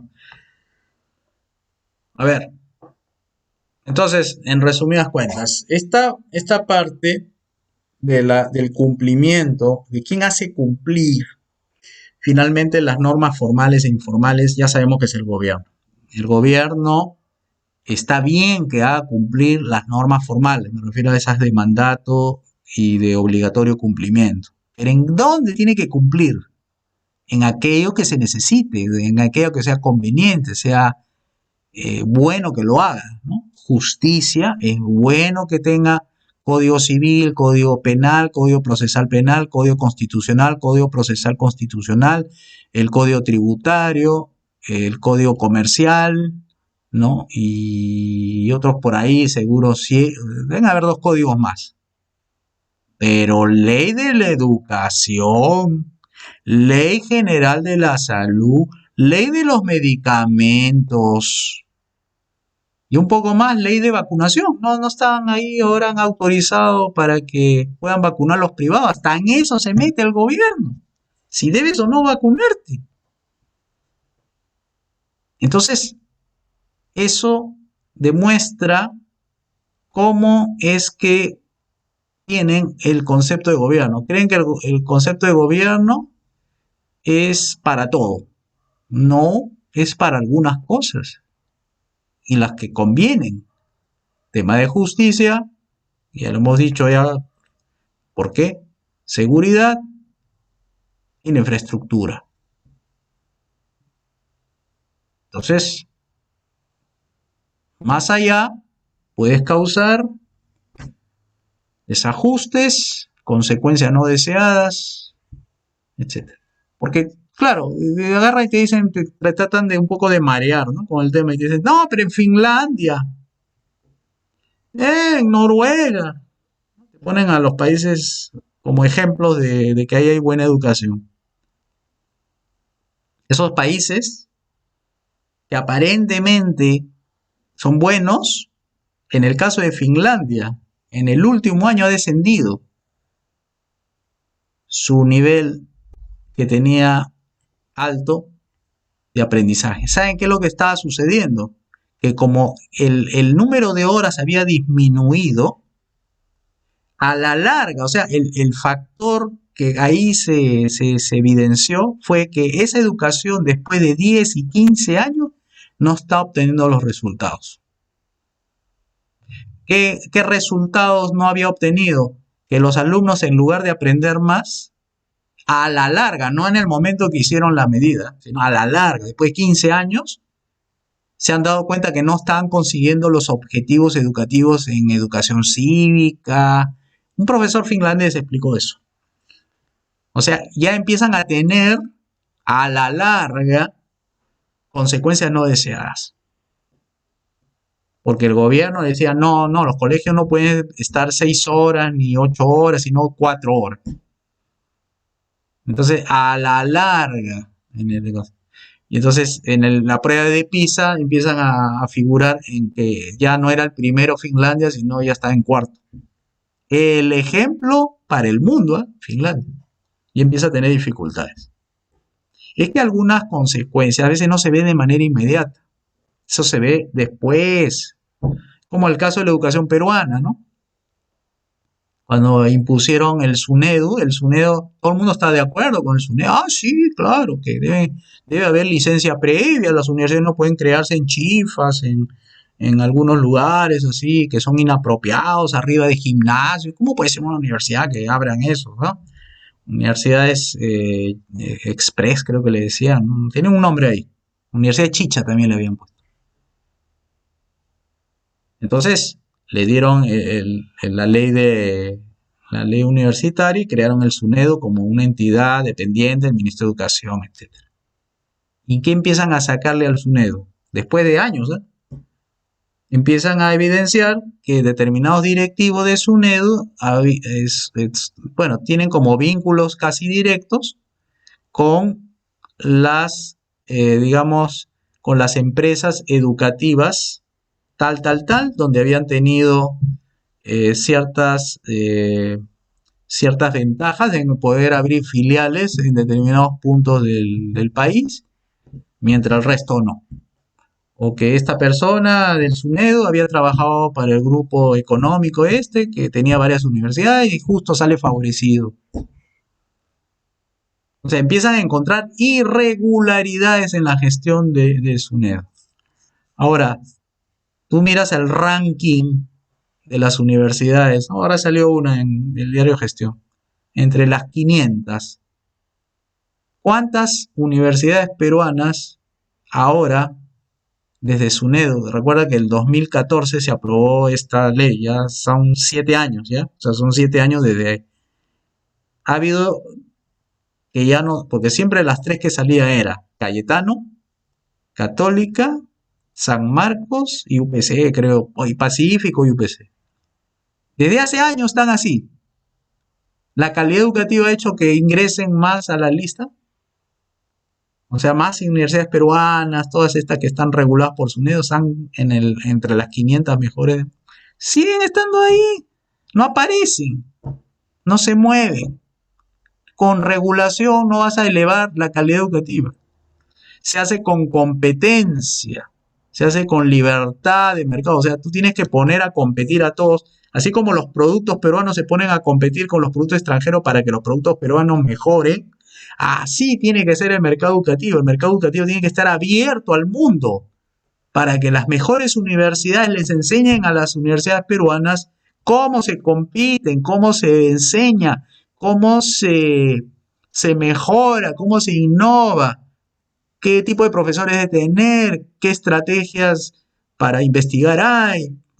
O sea, tú tienes que darle esa apertura de mercado para que aprendan aquí a hacer buenas universidades. Y eso no hay, pues, porque tú miras la ley universitaria, no permite que hayan empresas extranjeras educativas acá y nada. O sea, ¿de qué estamos hablando, no?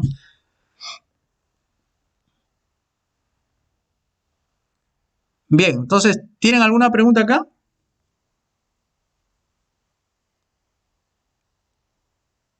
¿No tienen? Ya, entonces vamos a avanzar en la última media hora que nos queda para la siguiente. A ver.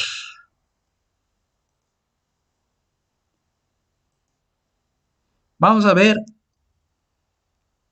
ley por ley, ¿ya? Ley económica por ley económica. Los seres humanos se guían por incentivos, ¿ya?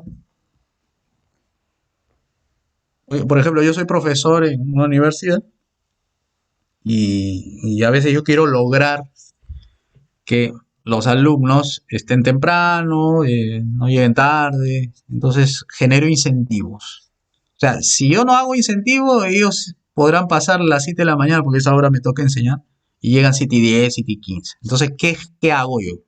Bueno, pues digo, a los alumnos que lleguen consecutivamente durante 4 sesiones antes de las 7, tienen un punto adicional en el trabajo parcial que se llama examen de medio ciclo. Entonces se despiertan. Entonces ya están antes de las 7, ¿no? ¿Por qué? Porque quieren tener ese punto. Entonces modifican su comportamiento porque le estoy poniendo una norma para generarle incentivos. Eso, ¿sabe qué? ¿A qué voy con este punto? Es que hay esa idea generalizada, y no es culpa, porque no hemos hecho la tarea docente, de que tiene que pasar muchos años, así dice, el cambio tiene que ser cultural para que el país se vuelva liberal. O sea, esa idea de que el cambio cultural va a tomar años, o sea, ¿cómo convences a la gente de que la educación no es gratuita porque es difícil que lo entiendan y que eso es un cambio cultural? No, no es un cambio cultural, es un cambio político. En el cambio político está el cambio en las normas formales. ¿Y cómo es la prueba acá? La prueba es la siguiente.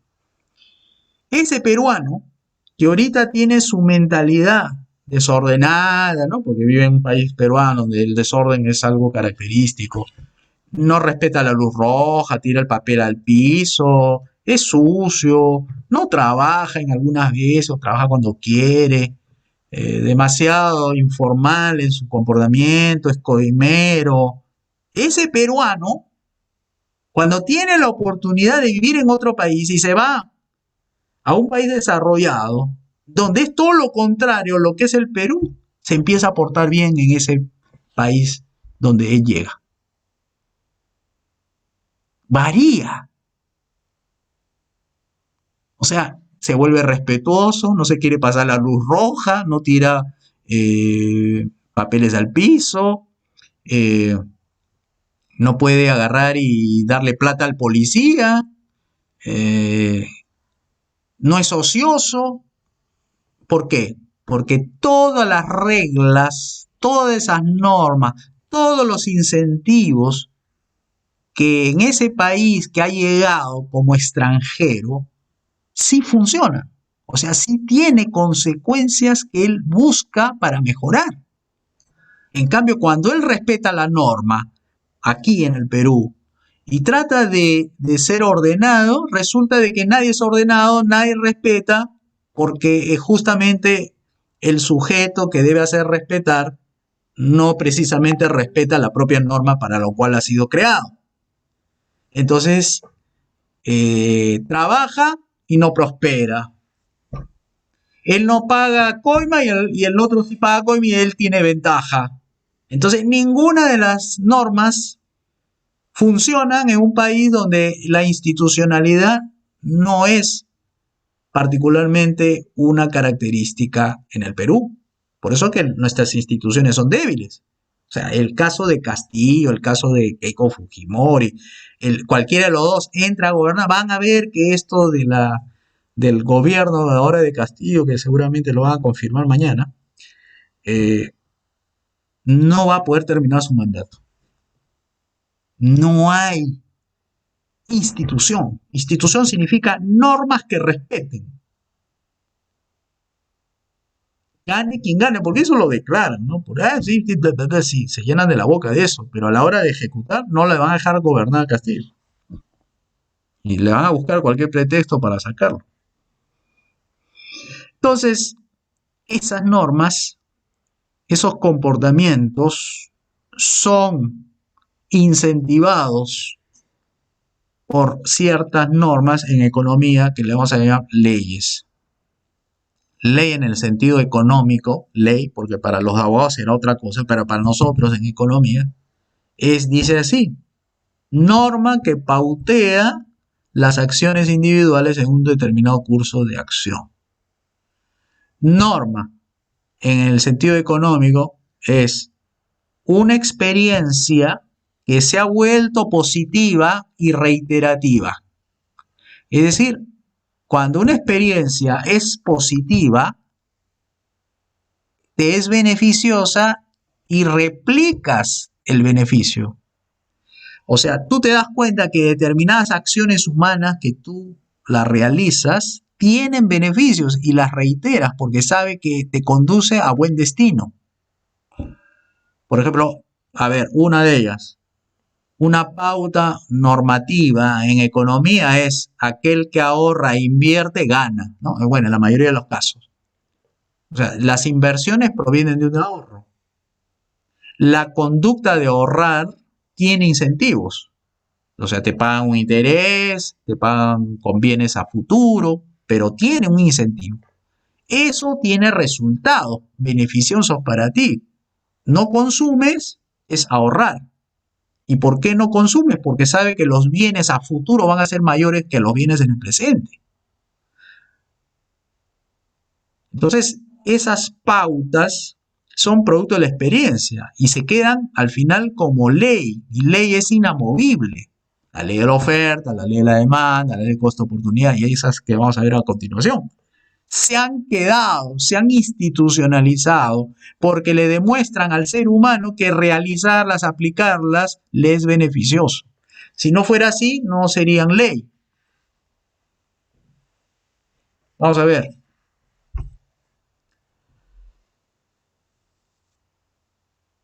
Hay ley de dos tipos.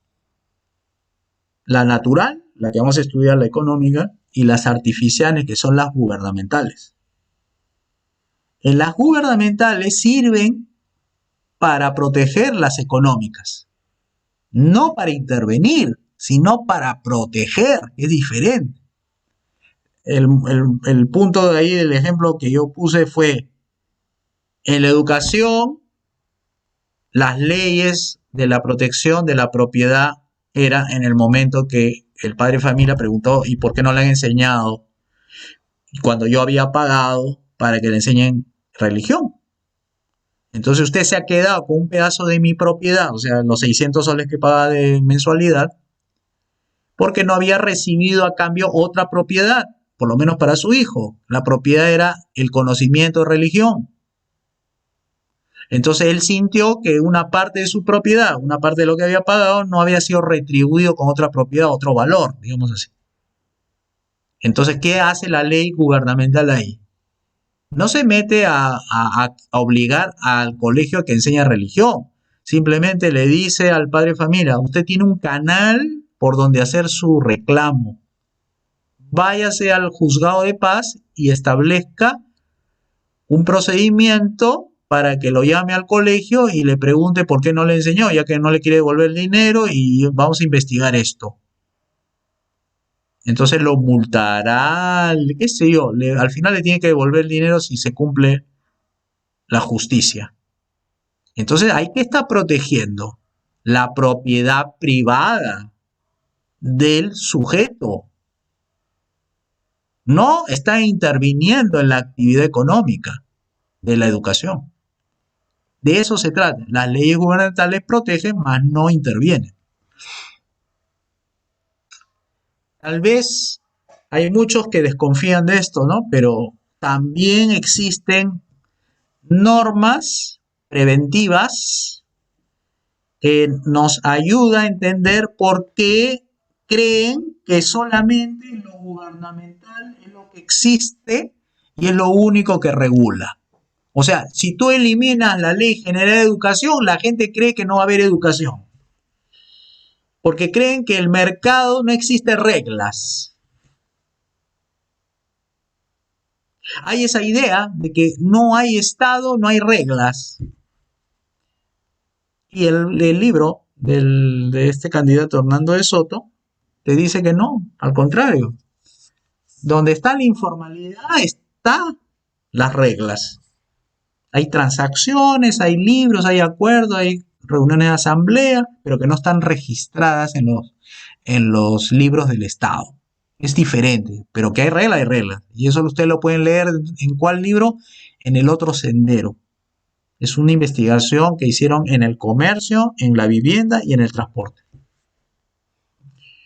Esto va a lo siguiente.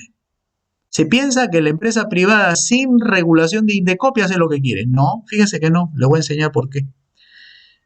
La primera regulación es la de los dueños. Los dueños son los accionistas. Los dueños pusieron el capital, pusieron la regla de juego, pusieron la misión, la visión, los valores. Pusieron la cultura corporativa, pusieron al gerente.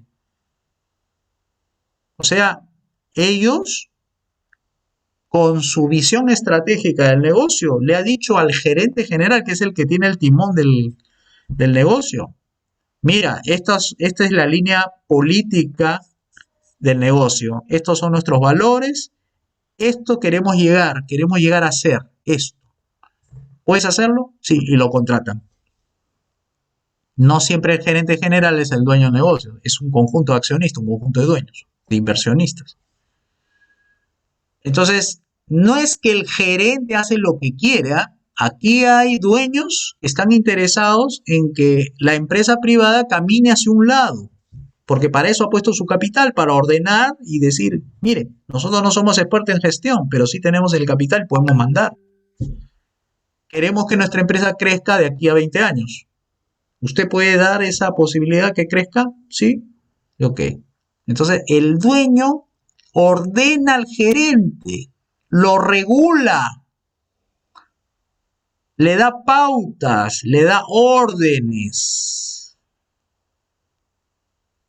Entonces, esa es una regla con sanción, porque el dueño le dice, no me haces caso, te saco de la gerencia y pongo a otro. Esa es su sanción. O sea, primera regulación preventiva, o sea que en ausencia de Indecopy acá tienes. Segunda, la competencia. Los competidores son los que ponen las reglas en la rivalidad. Ahí te ponen el precio, te ponen el horario, te ponen la forma de distribuir, te ponen la logística, te ponen el marketing, te ponen las reglas de las finanzas, te ponen las reglas de cómo tratar al cliente. O sea, la competencia enseña a cómo competir y le dice al resto cómo se debe. Por lo menos los que le enseñan saben quiénes son, los que van primeros, los que, los que le hacen el benchmarking. O sea, los competidores siguen al líder y aprenden. Esa es otra regulación para que actúe bien la empresa privada. O sea, que acá no estamos hablando de que no hay Indecopi y todo queda en el vacío, todo nada, no hay, es la jungla. No, no, no, un ratito. Lo que sucede es que Indecopi no se da cuenta que hay reglas que juegan y que regulan a la empresa para que se porte bien. Otra cosa es que la institucionalidad no funciona en el país, porque la creación de Indecopi fue el Frankenstein que creó en ese tiempo un abogado que se llama Alfredo Buller, creo, que le vendió la idea al ministro Boloña de que se necesitaba esta entidad porque como todavía no habían hecho reformas judiciales, entonces cualquier caso de lesión de derechos en cualquiera de esas tres que he mencionado, entonces no había un poder judicial eficiente que recibieran esos casos del mercado cuando hay violación de esos tres derechos. Entonces hay que crear una institución intermedia entre el Poder Judicial y el mercado para que cuando haya reclamos de alguna empresa contra alguna empresa, vayan los usuarios a Indecopi y presenten ahí su reclamo, Indecopi agarra, lo llama, o sea, iba a actuar tipo Poder Judicial. Al final Indecopi resultó ser más caro que el Poder Judicial, porque ahora hay que pagar, hay que esperar, y la gente no tiene tiempo y tiene que cumplir con procedimientos engorrosos, etc. O sea, se ha vuelto un Poder Judicial igualito, el émulo ahí del Poder Judicial. Bueno, eso por ausencia de un Poder Judicial reformado. Vamos a la siguiente. La certificadora, otro tipo de regulación con sanción. Aquí el tema es, muchas empresas quieren certificarse en calidad, quieren certificarse en antisoborno, por ahí he visto eso, y quieren certificarse en compliance, ¿no? De oficial de cumplimiento de las normas, antisoborno, etc. Bueno, entonces le dice a las certificadoras, incluyendo a universidades, ¿no? Porque también se pliegan a esa certificadora, o sea, se llaman asociación de escuela de negocios, algo así, ¿no? Que les dan el crédito una vez que entran y ya ponen en su propaganda, somos del club, o somos de esta agrupación de universidades famosas en el mundo, se llama la HBCC, algo así se llama. Entonces, ¿qué hace la certificadora? Le dice, usted tiene que adaptar su empresa a estas reglas para yo darle la certificación ISO 9000, ISO 14000, la antisoborno, la 37000 y así, ¿no? Una serie de certificaciones para darle credibilidad frente al cliente, que está haciendo bien las cosas. Y hay otros que se buscan ser las empresas del año, ser el Great Place to Work, o sea, el lugar bonito para trabajar y esas cosas. ¿Y qué hace la empresa? Se adapta a las reglas que le pone para ser mejores. ¿Y qué sucede si incumplen? Lo sacan de ahí. O sea, todas estas certificaciones son cada año van renovando. O sea, tienen que seguir con ese nivel de cumplimiento. Si no, lo sacan o pierde su certificación. Otra regulación, fíjense, mire cuántas regulaciones aparte de las leyes económicas. Los grupos de interés. Que también sancionan, que también presionan. Es decir, la empresa privada también está escrutada, o sea, está de alguna manera bien siendo observada por la opinión pública. Y tal es así de que cualquier queja de un cliente que no es atendida en ese momento, agarra y se va a la asociación de consumidores o expone su caso en un medio de comunicación. Yo me acuerdo del tema de Domino's Pizza. La gerente de relaciones públicas no manejó bien el asunto, que le habían encontrado dentro de la pizza que habían llevado a su casa, habían encontrado, creo, algo así como unos restos de algo así que no tenía nada que ver ahí, o sea, era asqueroso. Entonces la tipa no manejó bien, pues, las relaciones públicas, ¿no? Le dijo, no, se equivocó usted, señor, nosotros nunca damos, nosotros somos bastantes prolijos, somos cuidadosos, nunca nos equivocamos, seguramente debe haber sido alguien de su familia. Bueno, el asunto es que el tipo no se quedó de brazos cruzados. Agarró, puso en Facebook, tomó foto del resto de esa pizza que tenía esas partículas y lo puso y todo el mundo empezó a comentar y eso rebotó, se volvió viral. Así trata Domino's Pizzas a sus clientes y bla, bla, bla, hasta que llegó a los medios de comunicación, se levantó el tema y la tipa pues no la mantuvo, o sea, no la mantuvo contenta porque no le quiso reconocer y se fueron hasta los medios de comunicación, total que la franquicia tuvo que cerrar por un buen tiempo porque no habían sabido manejar bien la crisis reputacional. ¿Por qué? Porque simplemente no tenían expertos en ese manejo.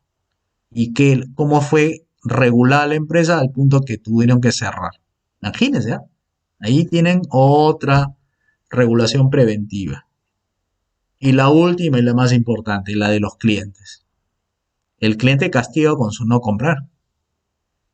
Ese es el peor castigo. Así que se tiene que adaptar, porque al final la empresa quiere el dinero del cliente. Estas son las regulaciones de mercado, las que sancionan con su no compra, con su no certificación. Y hay la otra, la post, o sea, cuando ocurren ya las cosas, estas son las antes que ocurran, pero las que ocurren son ya el Poder Judicial, ¿no? O sea, ya cuando no hay una salida y el tema de derechos, se van al Poder Judicial y resuelven por ahí. Ok, vamos a avanzar algunas, un par nada más ya, porque ya son casi las 11. Bien, la primera, ley de la oferta. Esta ley de la oferta y la ley de la demanda la vamos a dedicar una sesión especial, pero bien analítica, ya, para que vean un poco esto de los factores que alteran las curvas de demanda, oferta, etc. Pero esto ahorita nomás les voy a decir qué es. La ley de la oferta dice así: en igualdad de circunstancias, o sea, cuando el mercado está calmado, cuando es normal, cuando está operando bien, el precio, cuando sube, la cantidad ofrecida se incrementa. O sea, tiene que haber igualdad de circunstancias, lo primerito tiene que haber.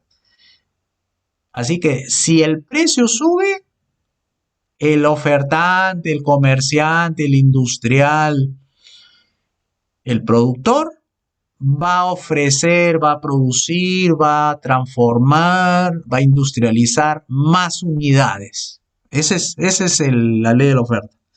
Y si baja el precio, esconde el producto, no industrializa, no ofrece, no produce, no transforma, etc. O sea, sube el precio, ofrece más. Baja el precio, ofrece menos. Así actúa el que ofrece. Esa es la ley de la oferta. La ley de la demanda es contraria. Porque ahí hay dos factores: ingresos y capacidad de sustituir, que eso se va a explicar más adelante. La ley de la demanda dice así: en igualdad de circunstancias. O sea, quiere decir, mientras el mercado siga normal. En la medida que el precio sube, la cantidad adquirir, comprar, adquirir y comprar disminuirá. O viceversa. Repito, si las circunstancias del mercado son normales, o sea, no hay terremoto, no hay inflación, o sea, no hay nada normal que siga el curso del mercado, entonces, en la medida que el precio sube, tú consumirás menos. En la medida que el precio baje, comprarás o adquirirás más bienes y más servicios. Esas son las dos leyes. Que luego lo analizaremos de manera más extensa, porque son dos leyes importantísimas para el análisis económico. Tercera ley, la ley del costo de oportunidad. La ley del costo de oportunidad, que es otra que regula todos los comportamientos humanos, dice así: es la alternativa más próxima a ser sacrificada. Es la alternativa más próxima a ser sacrificada. Por ejemplo, ustedes están aquí y la pregunta es, ¿qué dejaron de hacer? Han dejado de descansar, han dejado de ver telenovelas, han dejado de ver el noticiero, han dejado de ver programas políticos, o dejaron de conversar, qué sé yo. Ese es el costo, lo que han dejado de hacer. Todas las decisiones, todos los cursos de acción que tomamos nosotros no son gratuitas. Todas tienen un costo, lo cual te obliga a ser muy cuidadoso en todo lo que haces, porque si no tienes en cuenta ese costo, regalas tu tiempo, regala tu esfuerzo, piensas que todo es gratuito. No es así. Aun cuando a ti te inviten a almorzar y digan, yo pago la cuenta, te invitan al Fridays, ahí te invitan al Papa John's ahí a comer. Lo cierto es que por más que te inviten, hay un costo de oportunidad que tú has incurrido. Un costo de oportunidad es, ¿qué he podido hacer en lugar de estar acompañando a mi amigo o a mi amiga? ¿Qué he dejado de hacer? Aunque tú digas, no, nada. No, no es cierto, no existe el nada, existe la alternativa. Lo que sucede es que en tu cabeza la alternativa no es que esté dando vueltas, sino que eso se descubre. Todo tiene un costo, y más aún en los negocios. Cuando una panadería compra un saco de harina, está dejando de comprar un saco de azúcar. O cuando compra combustible para prender el horno, esa plata del combustible pudo haberlo utilizado para comprar más harina. Eso es costo de oportunidad, lo que sacrificas. Y cuando uno realiza acciones cuyo sacrificio es menor, ahí descubres en qué eres bueno. O sea, hay cosas que uno realiza y que le cuesta menos, y hay otras que realiza que le cuesta más. Sobre todo cuando uno elige las ocupaciones, los oficios, las carreras. Ahí es donde tú te das cuenta, yo he nacido para el derecho, yo he nacido para la economía. ¿Por qué? Porque me es fácil aprender, lo asimilo rápido, mientras a otros les cuesta mucho, a otros les cuesta poco.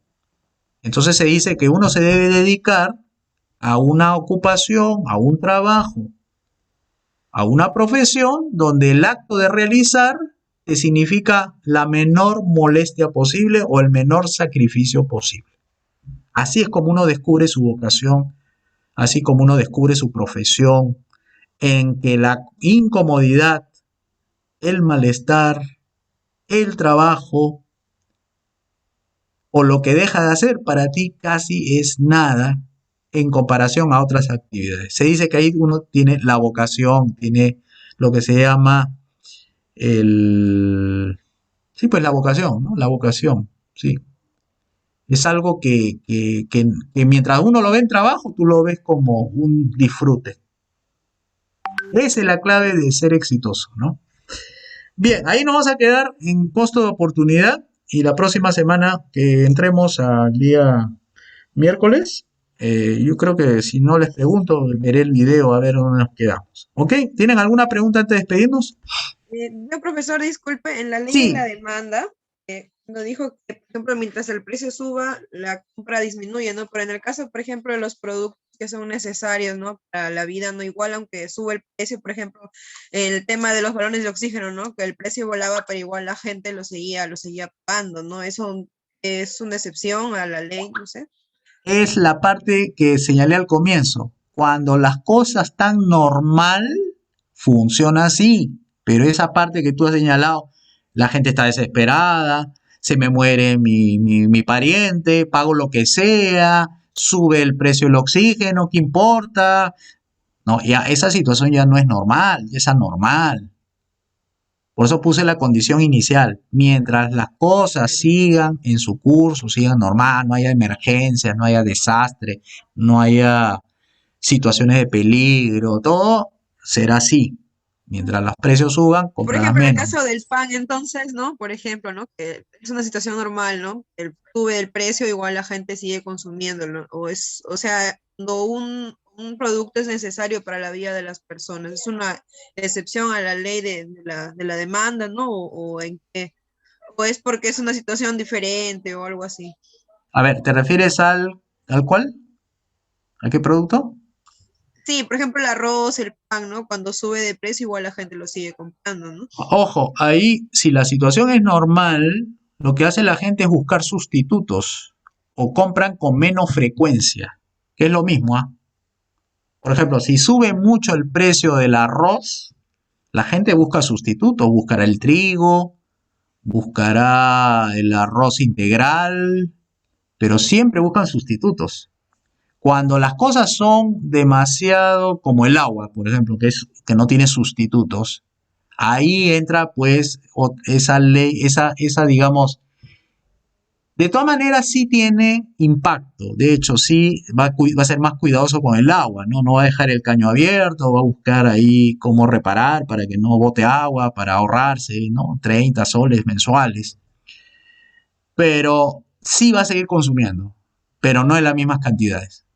O sea, tiene sí un grado de impacto, la ley de demanda sí tiene, pero en casos como el agua, que es algo indispensable, como tú dices, esencial, no va a quedar, o sea, no va, digamos, no va a dejar tomar agua, porque no hay forma de sustituir el agua, ¿no es cierto? Entonces sí lo va a tomar, pero ya con más cuidado. Ok, gracias, profesor. Ok, entonces nos despedimos. Hasta la próxima semana y que tengan un buen fin de semana. ¿Ya? Y bueno, estar atentos a las noticias y tomar sus previsiones por si hay algunas cosas irregulares por ahí. Ok, nos despedimos. Chao, que tengan un buen fin de semana. Bye Hasta luego, bye. Hasta luego, profesor. profe. Hasta Cuídense, hasta luego. luego.